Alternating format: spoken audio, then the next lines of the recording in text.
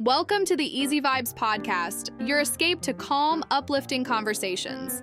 Whether you're unwinding or recharging, we've got the perfect vibe for you. So sit back, relax, and let's get into it.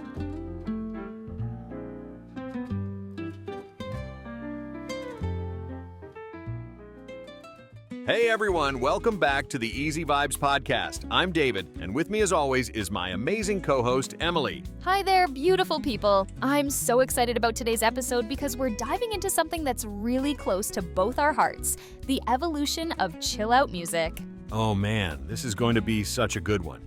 We're taking you on a journey from the classical roots of relaxing music all the way to those lo-fi beats you probably have playing while you're studying or working. You know, I actually got through college thanks to chill-out music. Those late-night study sessions would have been impossible without it. Same here. And today we're going to explore how this genre has evolved, from the atmospheric classical pieces of composers like Debussy, through the ambient pioneers of the 70s and 80s, right up to today's lo-fi scene. We've got such a great show lined up. We'll be talking about the classical roots, the birth of modern ambient music, and how the whole genre has exploded in the streaming era. So grab your favorite comfy spot, maybe brew some tea, and let's dive into the fascinating world of chill-out music. Let's start our journey where it all began, with classical music. You know, when most people think of classical music, they might imagine dramatic symphonies or intense orchestral pieces. But there's this whole other side to classical music that really laid the foundation for what we now call chill-out music. The Romantic and Impressionist periods were particularly influential. Absolutely. Take Claude Debussy, for example. His piece Clair de Lune is probably one of the most relaxing pieces of music ever written. It has this dreamlike quality that you can hear echoed in so much of today's ambient music. The way Debussy used space and atmosphere in his compositions was revolutionary for his time. He wasn't afraid to let notes hang in the air, to create these beautiful, floating soundscapes. And then you have Eric Satie, who was just fascinating. He actually coined the term furniture music, music that could sit in the background of your daily life. Oh my gosh, yes. His gymnopedies are incredible. They're so minimal and repetitive, but in the best possible way. It's almost like he predicted the need for background music a century before it became a thing. You know what's really interesting? When you listen to Satie's work, you can hear so many elements that became crucial to modern chill-out music. The sparse arrangements, the gentle repetition, the focus on atmosphere over complex melody. And let's not forget about composers like Maurice Ravel. Pavane pour un enfant défunt has this incredible hypnotic quality that you can definitely hear reflected in modern ambient music. What's really fascinating is how these composers were breaking away from the traditional rules of classical music. They were more interested in creating a mood, an atmosphere, rather than following strict musical structures. Exactly. It's like they were saying, hey, music doesn't always have to be about technical complexity or dramatic intensity. Sometimes it can just be. And that's really the core philosophy of chill-out music, isn't it? Creating a space for listeners to relax, reflect, or just exist in the moment. These composers were really ahead of their time. They understood that music could be this environmental thing, something that enhances your space and your mood rather than demanding your full attention. And you can draw such a clear line from their work to what we hear today in modern ambient and chill-out music.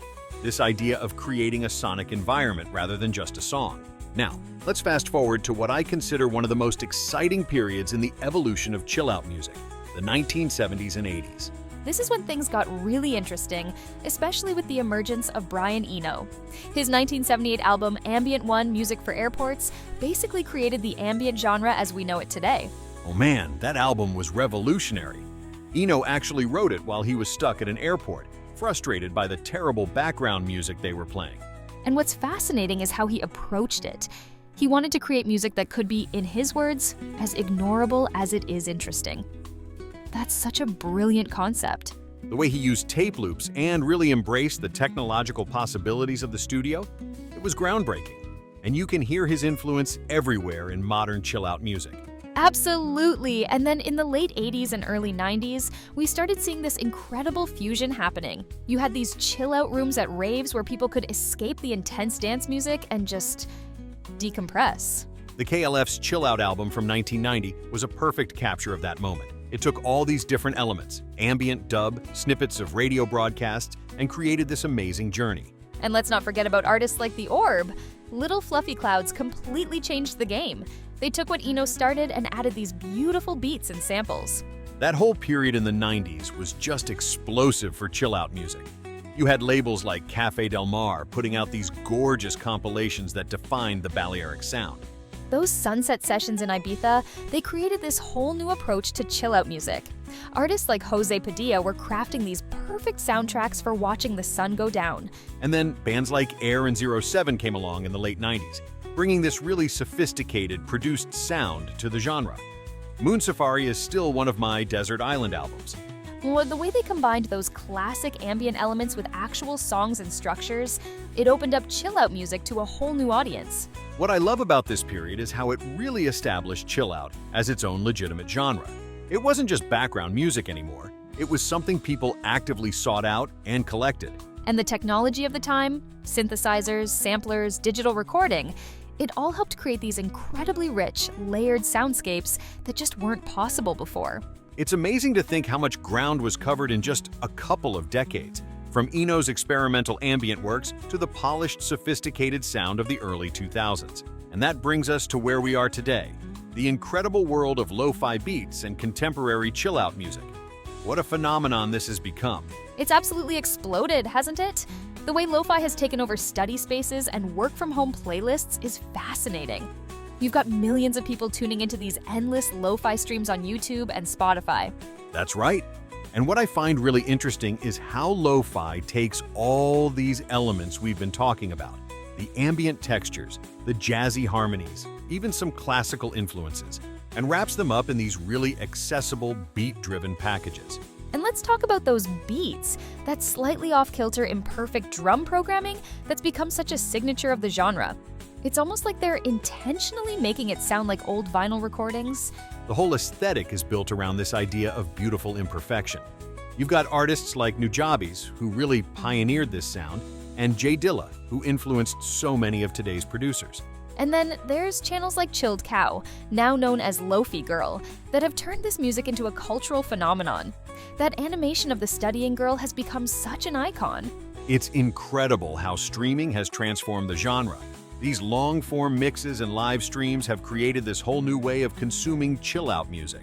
And social media has played such a huge role too.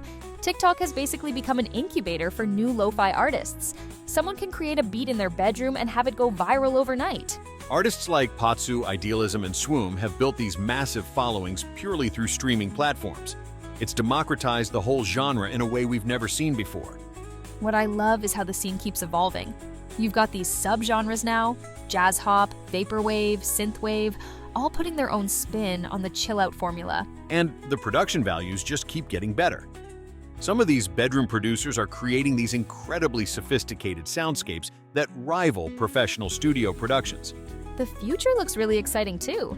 With AI starting to enter the music production space, who knows where chill-out music might go next? Though I have to say, there's something really human about current lo-fi. The way producers deliberately add vinyl crackle, tape hiss, and those tiny imperfections, it's like they're trying to capture something organic in a digital world. And that's what makes it so perfect for our times, right? In this hyper-connected, often overwhelming world, people are craving that sense of warmth and imperfection that lo-fi provides. It's become more than just music. It's almost like a tool for mindfulness and focus.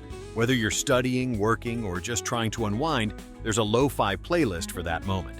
Wow, what an incredible journey we've taken today through the evolution of chill-out music. From those early classical compositions all the way to modern lo-fi beats.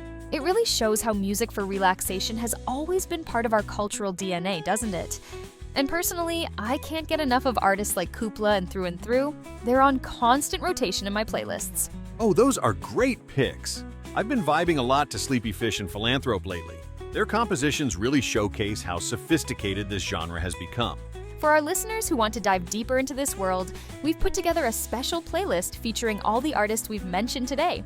You can find the link in our show notes. And don't forget to explore those classical roots we talked about.